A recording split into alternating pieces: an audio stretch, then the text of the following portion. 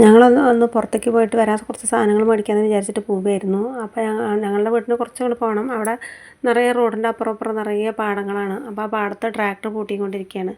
അവിടുത്തെ ഇപ്പം നിറയെ ആൾക്കാർ മീൻ പിടിക്കുന്നത് കണ്ടപ്പോൾ ഭയങ്കര രസം തോന്നി. ഞാൻ ഏട്ടൻ്റെ അടുത്ത് കുറച്ച് നേരം അവിടെ നിർത്താൻ പറഞ്ഞു. അങ്ങനെ ഏട്ടൻ കുറച്ച് നേരം വണ്ടി അവിടെ നിർത്തി തന്നു. ഞാനവിടെ ഇറങ്ങി.